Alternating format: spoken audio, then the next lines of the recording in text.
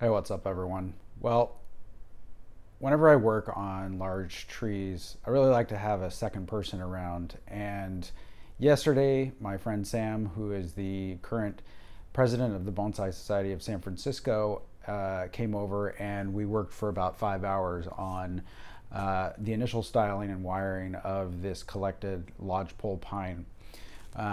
So let's check out some of the footage from what we did to the tree, where we started, and see how it goes.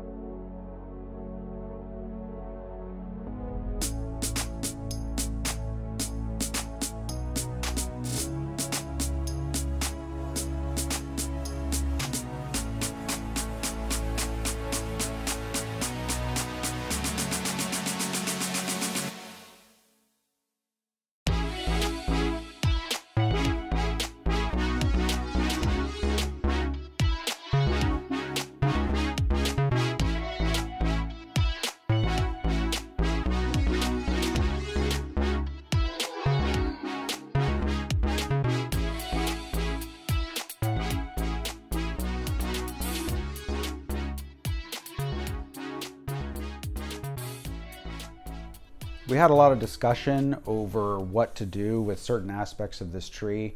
And so let me go over a couple of those and show you guys exactly, or talk to you guys about exactly what we ended up doing. So the first thing that we had to figure out was what to do with this really unusual low branch here. And the branch comes out just a couple inches above what is now the base of the tree. And I think when this was growing up in the mountains, the tree was probably laying down like that. And so this branch was just sort of extending out horizontally, the same as the trunk. Now, we elected to kind of bend it down and create a lot of back branching because there was a lack of back branching available coming from further up on the trunk. And in order to do that, we had to put a little bit of a wedge cut into the base here and put a large number 4 wire on there to move a lot of the wood around and create the structure that we really wanted to see. And we did that actually second, even though it was primarily on our mind. The first thing that we wired was this first major branch on the right side. And we did that in order to determine how much space we would have to use for the foliage that was coming from this lower branch, because it is kind of an unconventional branch. And we also were debating at one point whether or not this would be sort of a secondary trunk. And so ultimately we decided not to have it go up higher because we didn't want to compete with this branch, which already had a really nice structure and some really good foliage on it. The other major challenge that the tree had was that the angle of the major branch here, the primary branch at the top, was coming out pretty much at a 90-degree angle. So we wanted to bring the angle of that branch down to match the angle of the dead branch on the left side, as well as the primary branch on the right side that's visible from the front. And so in order to do that, we did a second wedge cut, and that one was a little bit more substantial. Put a guy wire on in the back to hold it in place, and then proceeded to just sort of wire out and style the branching. Some of the next steps for this tree include carving the cutoff top into something that's a little bit more interesting, and then basically looking at the potted angle, whether or not the potted front is the actual front of the tree or whether it's a little bit to the left of the front. And I'm probably gonna let this tree just sort of rest for a little while out in the yard before I do anything other than maybe the carving in terms of repotting or anything like that. So big thanks to Sam for all the help and some instruction actually on some of the techniques that he likes to use on big materials. So thanks a lot, Sam, and thanks everyone for watching. We'll see you next time.